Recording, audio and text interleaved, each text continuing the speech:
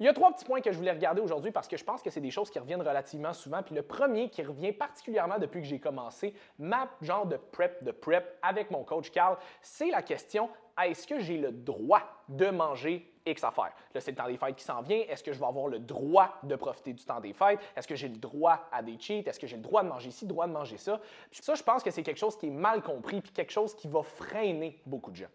Parce que la réalité, c'est que j'ai le droit de tout manger. Je pourrais manger de la poutine 24 heures sur 24 si je voulais. J'aurais mal au ventre en esti, mais ça, c'est une autre histoire. Mais le point, c'est que je pourrais manger littéralement ce que je veux. Mon coach ne me met pas un gun sur la tempe en me disant « Non, tu n'as pas le droit de manger ça, sinon je te tire. » C'est pas ça l'idée. Je suis allé voir mon coach pour une raison, parce que j'ai des objectifs beaucoup plus avancés que j'aimerais atteindre. Mon coach est là pour me donner les outils pour les atteindre. Mais rendu là, si moi, je le suis pas, c'est mon choix. Mon coach me dit pas « Si tu suis pas ça, je te tire une balle puis c'est fini de être là. » Mon coach me dit « Suis ça si tu vas atteindre les objectifs que tu m'as dit que tu voulais atteindre. » Mais si je ne les suis pas, c'est ma faute. Je suis la seule personne à blâmer là-dedans. Techniquement, je pourrais manger de la scrap 24/7 ou je pourrais suivre le plan que je veux. Mais le plan que je veux, le plan que mon coach et moi, on a établi ensemble, les outils que mon coach me donne, je le sais pertinemment que c'est ça qui va me permettre d'atteindre les résultats que je me suis fixés. On s'entend, j'ai envie de faire un photoshoot à la fin du printemps. Et ce photoshoot-là, je vais avoir une shape la plus près d'un stage ready possible. Pour ça, est-ce que je peux me permettre de cheater tout le temps puis de manger plein de cochonneries? Est-ce que je peux? Oui, mais est-ce que ça va me permettre d'atteindre mon objectif? Non. Fait que c'est pas une question de est-ce que je peux ou est-ce que je peux pas, est-ce que j'ai le droit? La question, c'est plus est-ce que ce que je fais actuellement va me permettre d'atteindre mon objectif, oui ou non? C'est simple comme ça. Fait que si vous approchez toujours votre alimentation avec la mentalité de ah, j'ai pas le droit de faire ça ou j'ai pas le droit de faire ça, c'est pas une question que vous n'avez pas le droit, c'est une question que votre coach, surtout si vous êtes coaché, votre coach est là pour vous donner les outils pour atteindre les objectifs que vous le payez pour faire et pour lesquels vous l'avez engagé. Mais rendu là, si vous n'écoutez pas ce qu'il lui dit, c'est votre problème. Votre coach est là pour vous donner les outils, il n'est pas là pour le faire à votre place. Ce qui veut dire que rendu là, si vous n'écoutez pas ce qu'il dit, vous êtes la seule personne à blâmer là-dedans. Fait que c'est pas une question que votre coach vous dit que vous n'avez pas le droit de faire ça. C'est une question que votre coach va vous dire qu'est-ce que ça prend pour se rendre aux objectifs que vous avez établis et qui sont importants pour vous. Mais si vous ne les écoutez pas, puis que vous avez juste envie de faire à votre tête puis de manger n'importe quoi, il n'y a absolument rien qui vous empêche de le faire. Mais chialez pas après ça que vous n'avez pas les résultats que vous voulez, puis chialez pas après ça que vous restez toujours au même point. Si vous voulez des résultats qui sont supérieurs à ce que vous avez atteint dans votre vie puis que vous voulez passer à un autre niveau, vous n'aurez pas le choix de prendre des démarches qui sont plus intenses que ce que vous avez jamais pris. Pour avoir les résultats que vous n'avez jamais obtenus, vous allez devoir prendre des démarches que vous n'avez jamais prises non plus. Fait que vous ne pourrez pas constamment rester dans votre zone de confort de « je cheat quand je veux puis je m'entraîne pas quand ça me tente pas » si vous voulez avoir la meilleure shape que vous avez jamais eue. Fait que c'est pas une question que tu n'as pas le droit, c'est une question que c'est un choix que je fais de ne pas me laisser déroger du plan parce que j'ai un objectif qui est plus grand en ce moment. Ensuite de ça, une autre affaire que j'aimerais démystifier un peu parce que c'est quelque chose que je vois relativement souvent sur les réseaux sociaux, c'est les gens qui vont essayer de vous convaincre qu'un déficit calorique, de tracker ses calories, ne fonctionne pas pour perdre du gras parce que ton corps va constamment être en train de s'adapter. Donc, une fois que le poids du corps a tendance à diminuer, mais la dépense énergétique a tendance à diminuer avec. C'est normal. Si quelqu'un pèse 200 livres versus quelqu'un en pèse 150, ça n'aura pas la même demande en termes d'énergie pour maintenir ce poids-là. C'est tout à fait normal. Au même titre qu'un pick-up va demander beaucoup plus d'essence qu'une petite auto smart. C'est le même principe pour votre corps. Fait que si votre corps a beaucoup plus de poids à traîner, il va nécessiter beaucoup plus d'énergie pour le maintenir. Donc, au fur et à mesure que l'énergie et que le poids descend, la demande énergétique nécessaire pour le maintenir va diminuer aussi. Ce qui veut dire qu'un apport calorique qui vous faisait perdre du gras peut éventuellement faire en sorte que vous vous mainteniez. Tout ça, c'est vrai, mais ça ne veut pas dire que tracker ses calories, le déficit calorique en général ne fonctionne pas. Ça veut juste dire que ton corps s'adapte à l'environnement. Au fur et à mesure que ton poids diminue, ton corps va nécessiter de moins en moins d'énergie. Ça veut juste dire que tu dois adapter l'énergie qui sort, donc avec plus d'activité physique, que ce soit plus d'entraînement, plus de cardio, ou que ça soit en adaptant l'apport calorique. Donc, on diminue graduellement les calories. Si ce n'était pas faisable de tracker ses calories pour perdre du poids, les bodybuilders ne se rendraient pas à 3 % de body fat sur un stage. Ils font tout ça. Ils traquent leurs calories, ils traquent les repas, les grammes de tout ce qu'ils vont manger dans leur journée pendant des mois et ils réussissent à atteindre les meilleures shapes qu'on n'a jamais vues de l'histoire sur stage à environ 3 à 5 % de body fat. Ils font tout ça. Fait que si c'était vraiment pas efficace parce que ton corps s'adapte, il n'y aurait jamais des bodybuilders qui vont compétitionner avec des body fat aussi bas.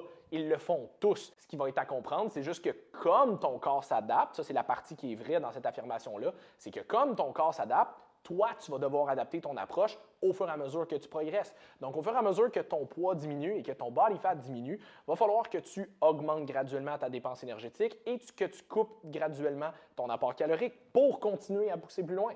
C'est ce qui fait en sorte que de pousser de plus en plus bas ton body fat devient exponentiellement plus difficile parce que la dépense énergétique que ça nécessite et l'apport calorique très faible que ça nécessite fait en sorte que c'est de moins en moins soutenable. Tu as moins d'énergie, tu n'as plus de drive, tu as de la difficulté à te concentrer, tu as moins de libido. C'est tout le genre d'affaires qui rend ça de plus en plus difficile et qui fait en sorte que c'est vraiment pas faisable pour tout le monde.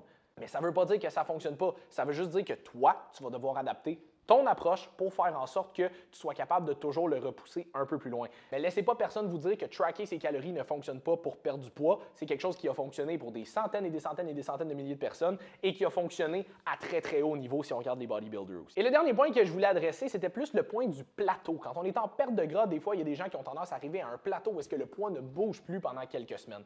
Et ça, oui, il y a le côté adaptation comme je viens de parler, mais il y a aussi le côté où est-ce qu'il faut que vous vous posiez la question: est-ce que j'ai plus de résultats parce que mon corps s'est adapté ou est-ce que j'ai plus de résultats parce que j'ai diminué mes niveaux d'effort? Je m'explique.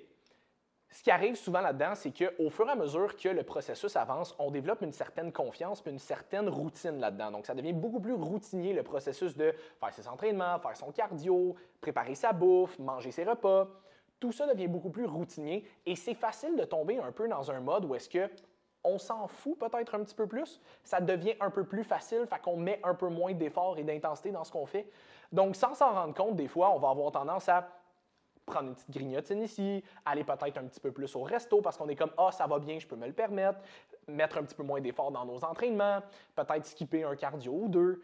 Tout ce genre d'affaires-là peut avoir tendance à arriver et sans même nécessairement s'en rendre compte ou que ça soit volontaire. Des fois, ça arrive totalement involontairement, mais il faut qu'on s'arrête pour se poser la question: est-ce qu'en ce moment, j'ai plus de résultats ou du moins mes résultats ont ralenti vraiment parce que je me suis adapté ou parce que je ne mets plus le même niveau d'effort? Parce que ça arrive souvent que la réponse est juste le niveau d'effort a diminué. Soit on a tendance à être un petit peu moins assidu dans notre alimentation, on met un petit peu plus d'huile, on prend un petit peu plus de grignotine à gauche par à droite, on pèse un peu moins sa bouffe, ou on a tendance à être beaucoup moins intensif dans nos entraînements, on arrive dans nos workouts, puis au lieu d'arriver avec une mentalité de « je vais défoncer cet entraînement-là », on arrive avec une mentalité de « ah, je pense à ma job, je pense au souper que je n'ai pas préparé, je pense aux enfants qu'il faut que j'aille chercher ». Tu penses à 1000 affaires, puis finalement, tu as un workout qui est vraiment ordinaire. Au début, c'est peut-être un petit peu plus facile parce que tu es motivé, tu as de la drive, tu commences ton processus, mais au fur et à mesure que tu tombes dans une espèce de beat routinier, à un moment donné, tu y penses plus trop, tu embarques un peu plus en mode automatique. Ce qui n'est pas nécessairement une mauvaise chose, mais si ce mode automatique-là fait en sorte que ton niveau d'effort diminue, c'est là que tu peux commencer à voir les résultats ralentir, voire même arrêter complètement. Fait qu'avant de regarder le plan ou d'aller voir ton coach pour faire comme « Hey, j'ai plus de résultats, on peut-tu couper mes calories ou on peut-tu monter mon cardio », commence par te poser la question: est-ce que ce que je fais actuellement, c'est encore au niveau que je faisais au début? Est-ce que je fais encore tout ce que je peux selon le plan que j'ai actuellement pour aller chercher les résultats que je devrais avoir? Parce que dans la plupart des cas, la réponse, ça va être non. Puis avant de commencer à changer ton plan, il faut que ça soit adressé. Parce que si on peut adresser le niveau d'effort que tu fais actuellement, puis qu'on peut te laisser le même nombre de calories puis le même nombre de cardio pour avoir le même nombre de résultats, on devrait avoir les mêmes résultats avec moins d'efforts.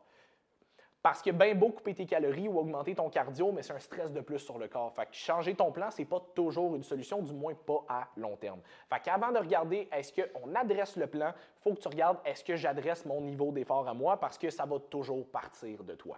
Fait que si tu voulais entamer ton propre processus de perte de gras, j'ai des bonnes nouvelles pour toi. Non seulement, techniquement, tu as le droit de manger ce que tu veux, mais c'est surtout une question que tant que toi, tu te gardes responsable et que tu es capable de continuellement mettre le même niveau d'effort, tu vas être capable d'avoir toujours des bons résultats en t'assurant que tu restes en déficit calorique, en traquant bien tes affaires. Si jamais tu voulais un peu plus d'accompagnement là-dedans pour éviter d'avoir à te casser la tête, tu peux venir me suivre sur les réseaux sociaux à CoachSim_BM ou tu peux cliquer sur le lien dans la description juste en dessous à teamcoachsim.ca pour booker ton appel informatif gratuit avec moi et mon équipe. Ça va nous faire plaisir de t'aider.